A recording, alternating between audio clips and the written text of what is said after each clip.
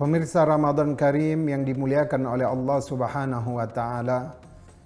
Kalau kita melihat tadi, Ramadan adalah titik nol dari muhasabah seorang yang beriman kepada Allah Subhanahu wa taala, di mana dia mulai menghitung-hitung atau setidaknya dia mulai bersiap untuk menghapuskan segala dosa-dosa yang memberatkannya.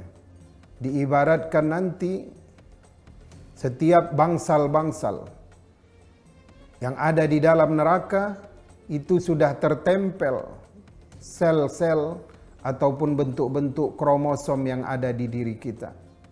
Begitu juga tanda tersebut juga tertempel di pohon-pohon yang berada di taman surga.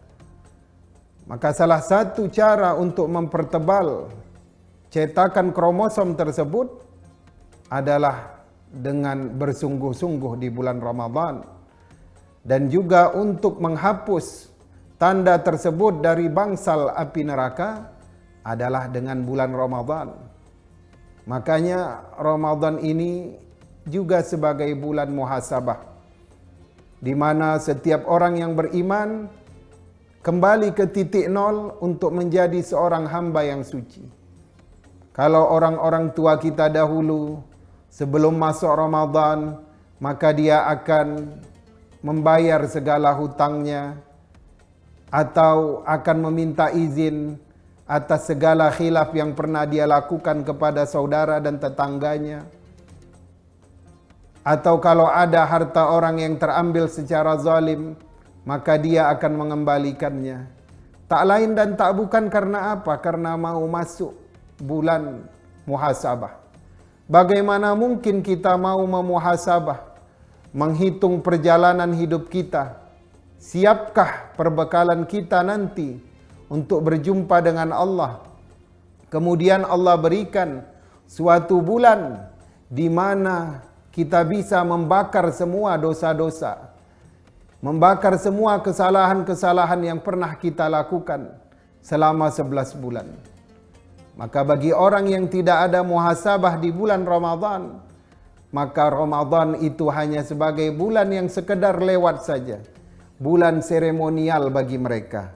Bulan yang hanya untuk bereforia pada 1 sampai dengan 7 Syawal. Ataupun bulan di mana setelah Ramadan masjid-masjid akan sepi kembali. Majlis taklim juga akan sepi kembali.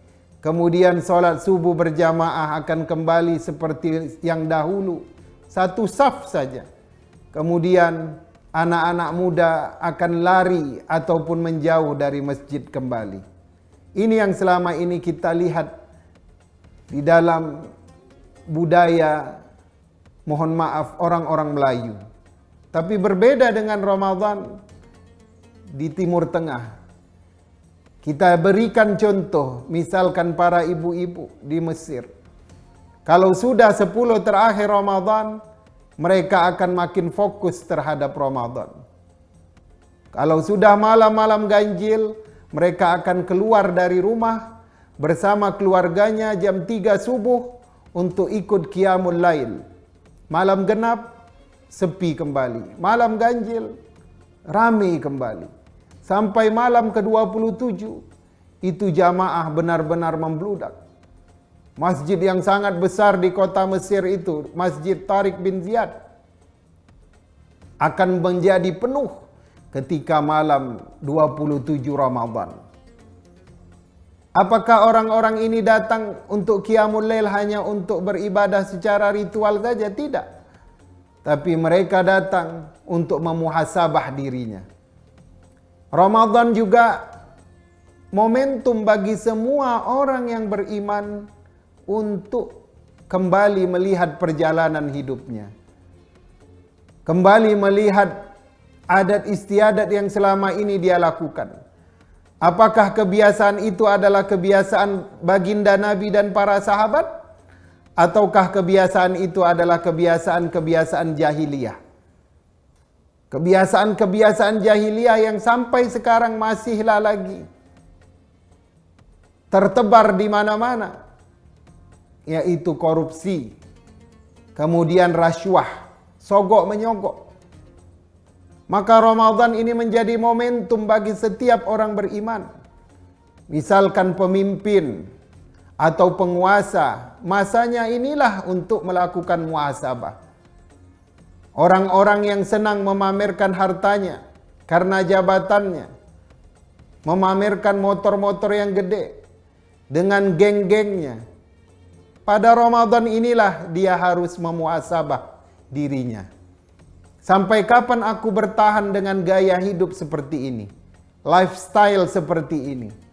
Apakah aku sudah siap untuk berjumpa dengan Allah? Di mana kematian itu nyata? Di mana perhitungan Allah itu nyata? Di mana penimbangan itu nyata? Apakah aku siap? Dan apakah aku akan terus-menerus seperti ini? Begitu juga orang-orang yang bergerak di dalam pelayanan, pendidikan, apakah sudah memuhasabah dirinya di bulan Ramadan? Kemudian yang terbiasa dengan praktek-praktek jahiliyah, maka akan sampai kapan? Apakah harus menunggu pensiun? Apakah malaikat Israel itu memberitahukan kita waktu bahwasanya nyawa kita akan dicabut setelah kita pensiun? Maka Ramadanlah titik kita untuk memuhasabah diri. Kita lihat sekarang, setiap bulan Ramadan itu ada 3 juta umat Islam yang melakukan ibadah umrah.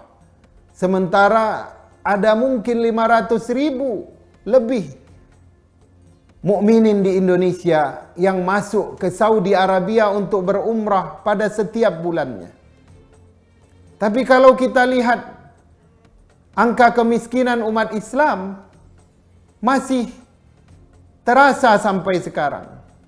Kita lihat umat Islam masih lemah secara ekonomi, masih lemah secara iptek, masih lemah secara status di berbagai negara. Maka kalau setiap mu'tamirin, orang yang berumrah, setiap orang yang berhaji memuhasabah dirinya, pulang ke negerinya masing-masing, maka dia akan mengingat, apa yang bisa aku lakukan untuk agama ini? Apa yang bisa aku lakukan untuk umat ini? Apakah sebegitu piciknya kalau nikmat ilmu, nikmat harta ini hanya dinikmati oleh keluarga dan dirinya saja? Kemudian dia menutup mata dengan problema-problema umat. Maka ini juga kurang ihtisabannya di bulan Ramadan. Begitu juga dengan masyarakat awam. Maka dia juga harus ihtisaban dengan Ramadannya. Apakah sudah taat menjadi rakyat? Apakah sudah taat menjadi hamba Allah? Apakah sudah cukup ikhtiarnya dalam mencari rizki? Apakah sudah baik cara mendidik anaknya? Apakah sudah disiapkan bekal-bekal untuk investasi akhiratnya? Terkadang kita salah dalam menyiapkan hal-hal yang kita butuhkan di kehidupan kelak. Di dalam surah Al-Hasyr, Allah mengatakan, wal yakhshal ladzina law taraku. Allah mengatakan, ya ayyuhalladzina amanu ittaqullaha wal tanzur nafsum ma qaddamat lighad. Wahai orang-orang yang beriman, bertakwalah kamu kepada Allah, dan hendaklah